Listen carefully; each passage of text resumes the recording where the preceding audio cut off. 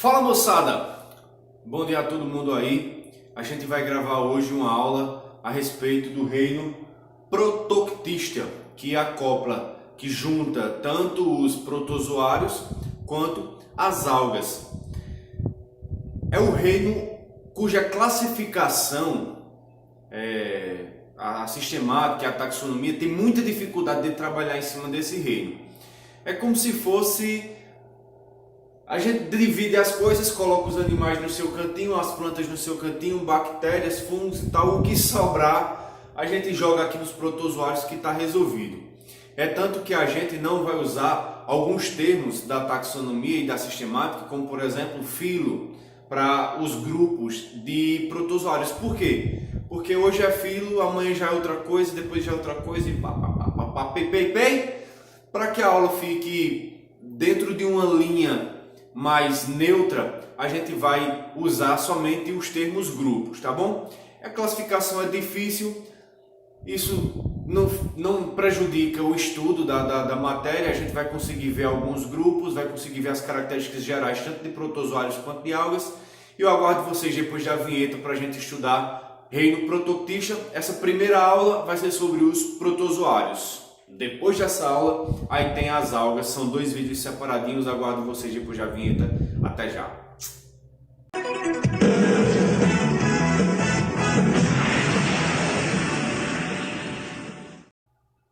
Beleza, vamos lá, ó. Protozoários, protoctistas, a gente vai começar a ver os protozoários, tá? Começando sempre na parte das características gerais. Características gerais comum a todos os grupos de protozoários, tá?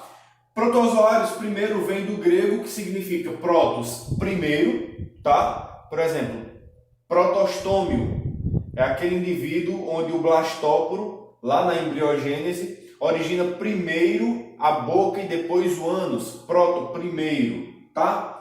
Proto, primeiro, grego, primeiro, zoou vem de animais, no caso, o termo protozoários vem de primeiros animais.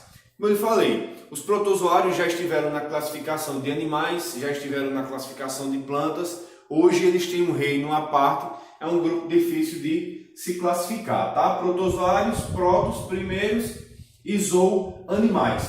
Todos são eucariontes, tá? Eu não vou entrar no detalhe do que significa a célula eucarionte, o que seria uma célula procarionte, primeiro porque provavelmente você já sabe, e segundo porque vai ter uma aula lá na parte de citologia que fala a respeito disso, certo? Mas são aquelas células que têm as membranas, tá? Tem, no caso, membrana nuclear e tem organelas membranares também.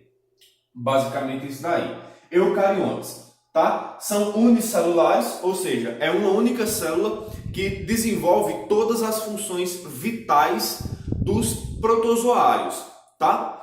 Por exemplo, é uma mesma célula que faz digestão, que faz excreção, que faz respiração, que promove o crescimento e a multiplicação celular. Uma mesma célula que desenvolve todas as complexidades de um organismo multicelular, tá? É basicamente isso daí. Unicelulares significa uni, que apresenta apenas uma, celulares, uma célula, uma única célula, tá? Características gerais, eucariontes, unicelulares e que são os primeiros animais na etimologia grega, tá? A divisão da palavra etimológica, primeiros animais, eucariontes, unicelulares. A digestão é intracelular. Isso significa que os protozoários, eles pegam o alimento que está fora está no meio extracelular, está fora da célula, eles incorporam, tá? E através de estruturas especializadas e de organelas especializadas, essa digestão vai ocorrer dentro da célula, tá? Existem animais, por exemplo, que a digestão é extracorpórea. Eles lançam enzimas no substrato, no alimento. Essas enzimas começam a digestão e depois eles bebem praticamente o resíduo, tá? Esses animais, esses indivíduos não, eles colocam o alimento para dentro da sua célula e fazem a digestão intracelular. Essa digestão é feita por um vacúolo digestivo que vai ser a junção do alimento mais os lisossomos, que são as organelas responsáveis pela digestão. Entra o alimento esse alimento é englobado, é como se fosse um envelopamento, eles envelopam o alimento, esse envelope de alimento se junta com o lisossomo, os dois juntos formam um vacúolo digestivo, tá? No caso aqui, digestão intracelular. Eles são heterotróficos. A gente vai ver que dentro dos protoctistas, o reino é o protoctista, tá? Aí tem os protozoários, dentro do reino protoctista, tem os protozoários e tem as algas. Aqui a gente está falando de protozoário, tá? Então, os protozoários, eles são heterotróficos. Milton, o que significa heterotróficos? Trófico vem de alimento, tá? Sempre que você vê o nome trófico, ou trofos, ou trofia, vem do grego também e significa alimento, tá? E hétero significa diferente, outro, tá? No caso, é o alimento que ele mesmo não produz, mas ele precisa de outro. No caso, ele se alimenta de algum indivíduo ou de alguma coisa que seja fora, tá? De outro ser vivo. Pode ser, no caso, através de saprofagia, no caso, ele se alimenta de material em decomposição, ou se alimenta de animais mortos, ou até mesmo de fezes, e assim vai. Saprofagia, no caso, fagos, ele se alimenta de animais ou de restos ou algum material em decomposição, tá? Eles podem também ser predadores, aí no caso eles vão predar bactérias, vão predar algas, tá? Ou eles ainda podem aplicar o canibalismo, que também é uma forma de predação, só que aí você está predando um indivíduo da mesma espécie, tá? No caso, saprofágicos, que se alimentam de material em decomposição, restos, fezes e tal.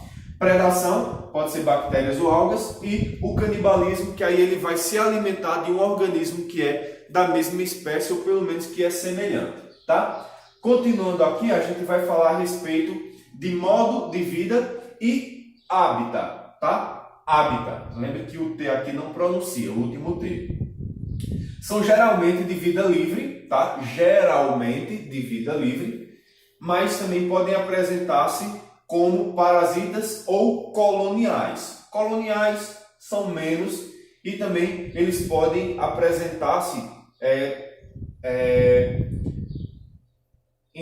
em relações mutualísticas, simbióticas, tá? Com outros organismos, a gente vai ver quando aparecer. No caso de vida livre, eles podem ser tanto de água salgada, no caso nos mares, oceânicos, água doce ou então em ambientes muito úmidos, tá? Não necessariamente um ambiente aquático, mas ambientes muito úmidos.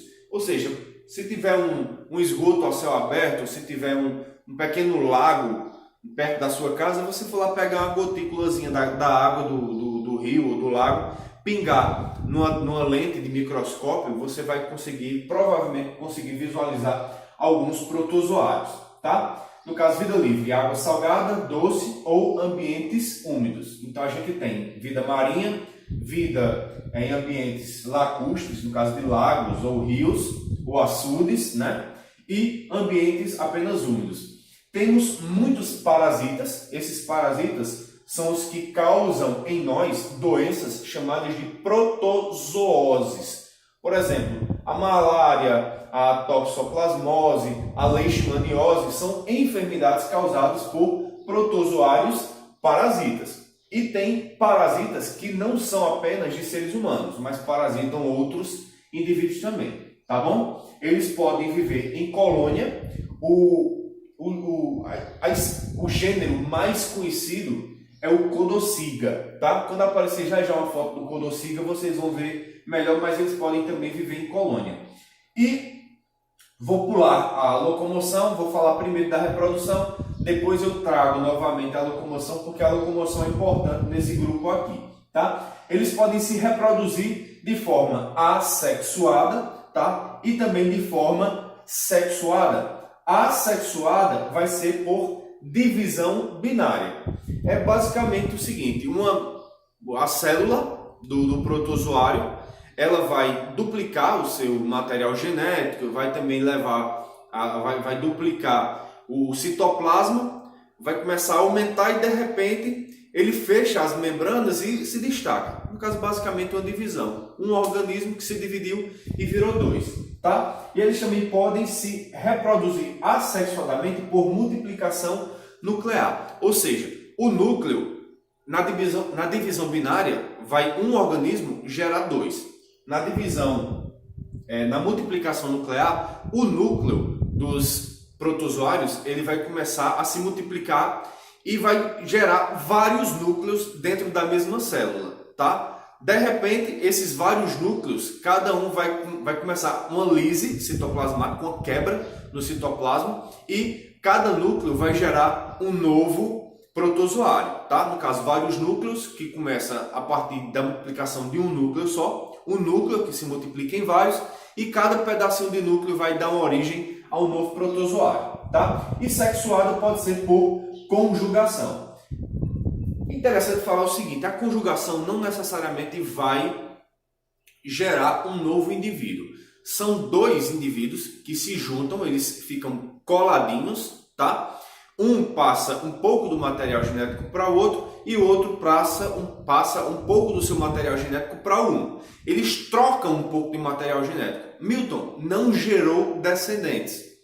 Tá, beleza, não gerou descendentes. Mas quando cada um desses indivíduos for gerar um descendente reproduzindo-se assexuadamente, o filho vai ser, a prole vai ser diferente do seu genitor, tá? Então, há sim uma variabilidade genética, houve variabilidade genética, a ciência já considera como reprodução do tipo sexuada, tá? Voltando aqui para a parte de locomoção, eles podem se locomover por cílios, flagelos ou pseudópodes. Cílio parece com esse cabelinho aqui, não tem segredo. Flagelo é como se fosse um cílio mais longo, tá? Acho que você já deve ter percebido, por exemplo, tem aquela tia que tem uma verruga enorme e aquela verruga sai um belo de um cabelo que às vezes até enrola assim. Pronto. Aquilo é como se fosse um flagelo, tá? É um cílio crescido. É como se fosse um fio de cabelo, tá? Simples assim, que serve para locomoção. Ele bate como se fosse um serpentear e faz com que a célula do protozoário se desloque, tá? Milton, por que você destacou a locomoção? Pelo fato do seguinte, a locomoção, os modos de locomover-se, eles separaram os protozoários em, se eu não me engano, 6 grupos, tá? Existem os grupos que se locomovem usando cílios, existem os grupos que se locomovem usando flagelos, existem os grupos que se locomovem usando pseudópodes. Pseudo significa falso, tá? Pseudo, falso. Por exemplo, pseudofruto é um fruto falso. A gente vê isso na botânica, mas, por exemplo, muita gente pensa que o morango, a fruta, o negócio lá morango, é a fruta, mas na verdade a fruta é somente aqueles pontinhos pretos, tá? É um pseudofruto, é um fruto falso. Aqui pseudo de falso e podes vem de podos, que significa pés. No caso são falsos pés. Então tem um grupo específico que se locomove através de pseudópodes. É aqui basicamente as amebas, tá? Existe um outro grupo que não usa nada para se locomover. Então já estão em outro grupo e assim vai. Então o que define o grupo, os grupos, as divisões dentro dos protozoários são os modos de locomoção. Para falar aqui bem rápido a respeito novamente da reprodução, só para exemplificar, aqui tem a assexuada, aqui tem uma reprodução assexuada por divisão binária. Vocês vejam que o indivíduo ele vai simplesmente ter um achatamento aqui e vai se dividir. Um indivíduo que antes era um, agora são dois, é uma divisão binária, tá? Tem também a multiplicação nuclear, aqui não está representado, mas é basicamente o núcleo se dividindo e originando vários indivíduos novos, tá? E a sexuada é o seguinte, esses indivíduos eles apresentam 2 núcleos, tá? Existe um macronúcleo, um macro de maior, tá? Macronúcleo é um núcleo maior que contém o material genético desse indivíduo que vai ser usado para a manutenção da vida do protozoário, tá? Por exemplo, precisa produzir uma proteína. Essa proteína ela vai ser produzida dentro do macronúcleo, tá? O micronúcleo é um núcleo menor, micro vem de menor, tá? De pequeno, microscópico, e ele vai ser cedido.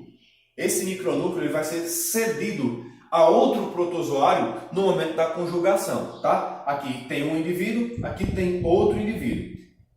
Os dois pontinhos mais escuros aqui são os macronúcleos e esses dois aqui, ó, menorzinhos, menos escuros, eles são os micronúcleos. Eu cedo meu micronúcleo para o outro cede para mim, a gente fez uma trocação, né? De trocação. Vocês entendem? Eu dou para cá, o outro me dá para cá, a gente trocou o micronúcleo. Quando eu for me reproduzir, eu vou gerar descendentes diferentes de mim, tecnicamente, e o outro lá, quando for se reproduzir, também vai gerar descendentes diferentes. E isso dá uma questão de variabilidade genética. No mais, aquela lenda todinha, blá blá blá, vocês deixem um like, se inscrevam no canal, quem gostou, quem tiver dúvidas nos comentários, eu aguardo vocês nas próximas aulas, valeu, tchau!